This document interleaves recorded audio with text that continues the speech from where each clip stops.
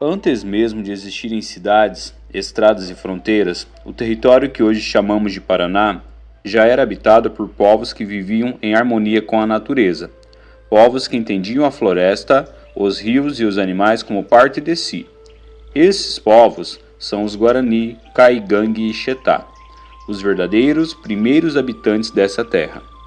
Durante muito tempo, a história contada nas escolas ignorou essa presença. Falava-se em vazio demográfico, como o Paraná tivesse nascido vazio, esperando pela colonização europeia.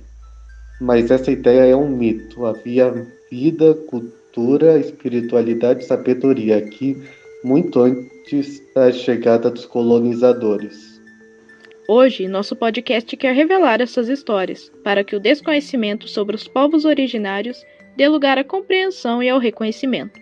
Vamos conhecer quem são os Guarani, Caigangue e Xetá, como vivem, no que acreditam e como seguem resistindo até hoje.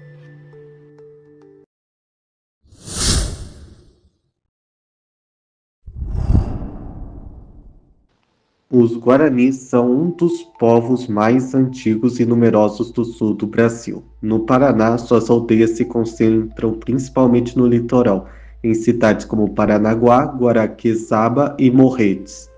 Para eles, a terra é sagrada e está viva. Tudo tem espírito: o rio, o vento, a montanha. A floresta não é apenas um recurso, é uma grande casa onde cada elemento tem um papel no equilíbrio do mundo. Vivem em comunidades chamadas Tecorá, que significa o lugar onde se vive segundo o modo de ser Guarani. A vida é coletiva, o trabalho, o alimento e a espiritualidade formam um só tecido. O plantio do milho, da mandioca e da erva mate é acompanhado de rituais e cantos.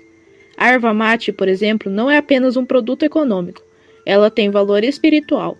Compartilhar o mate é um gesto de amizade, união e equilíbrio entre corpo e espírito. A língua guarani é central na preservação da cultura. É por meio dela que se transmitem os mitos, os conselhos e a sabedoria dos mais velhos. Entre os guarani, a palavra é algo sagrado.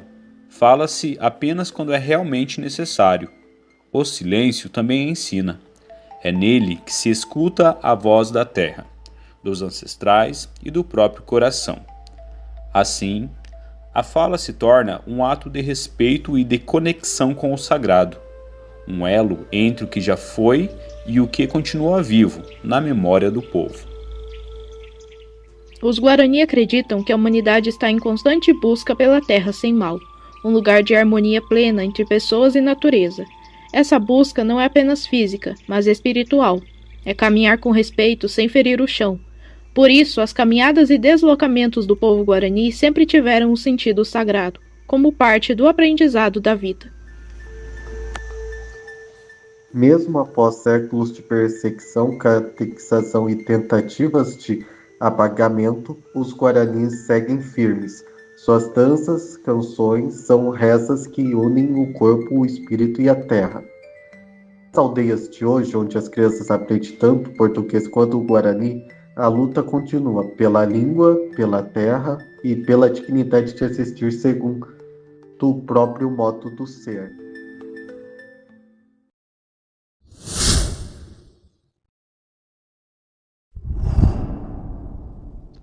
Os Caigangue ocupam o centro e o sul do Paraná, em regiões de Planalto cobertas por araucárias. São conhecidos como o povo do pinheiro, porque o pinhão é mais que um alimento, é um símbolo de vida, fartura e resistência.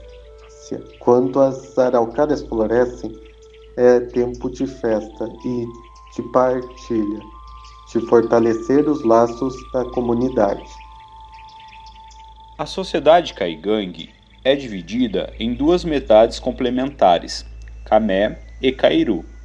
Cada pessoa pertence a uma delas desde o nascimento, e os casamentos devem sempre unir indivíduos de metades diferentes. Essa divisão não é de separação, mas de equilíbrio. Camé e Cairu representam forças opostas e complementares, como o dia e a noite, o masculino e o feminino, o sol e a lua. Essa organização ensina que a vida só se mantém quando há respeito e cooperação entre os diferentes. Os caigangues são também grandes artesãos. Trabalham com madeira, cipó, palha e argila, criando utensílios e adornos que carregam histórias e significados. Suas pinturas corporais e grafismos não são meros enfeites. São formas de escrita simbólica que expressam a identidade, o pertencimento à metade e a ligação com o mundo espiritual. Cada traço é uma prece, uma memória ancestral desenhada na pele.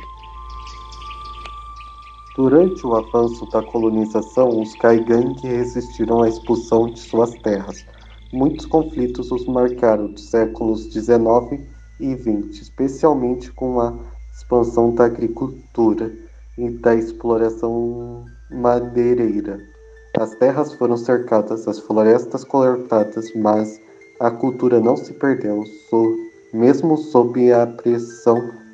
As comunidades mantiveram seus rituais, seu idioma e sua organização social. Hoje, existem aldeias caigangues ativas em várias regiões do Paraná, como Mangueirinha, Rio das Cobras e Faxinal. Nelas, os mais velhos ensinam aos jovens a importância de cuidar das florestas e do território. As mulheres são guardiãs da tradição artesanal e da alimentação, e os homens transmitem o conhecimento sobre a caça e a coleta.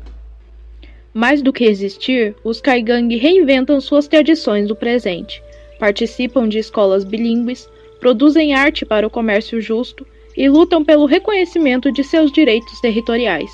O pinhão, que um dia alimentou seus ancestrais em meio ao frio das araucárias, continua sendo símbolo de força e união, um alimento que mantém viva a memória de um povo inteiro.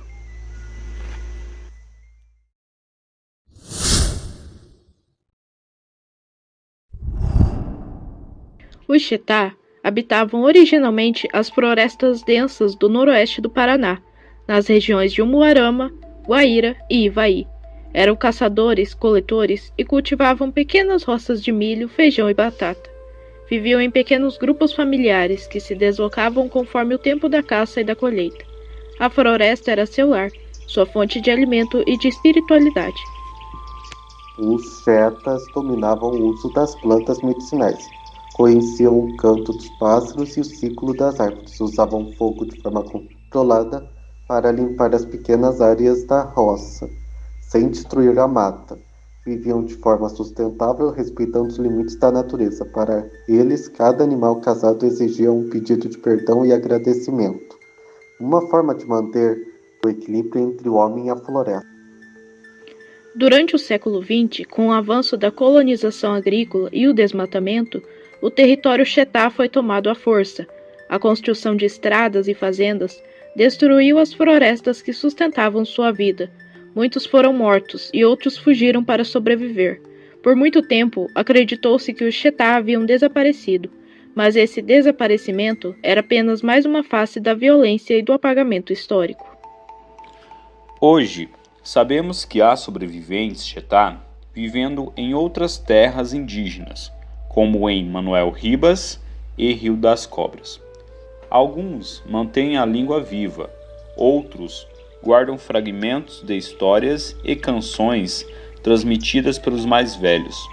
Pesquisadores e lideranças indígenas têm se unido para registrar essa memória e garantir que o nome Chetá nunca mais seja esquecido.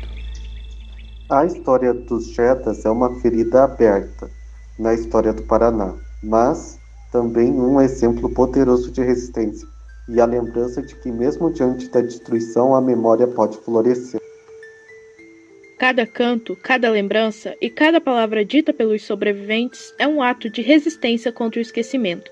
Os Chetá, guardiões da floresta perdida, nos lembram que proteger a natureza é também proteger a nossa própria história.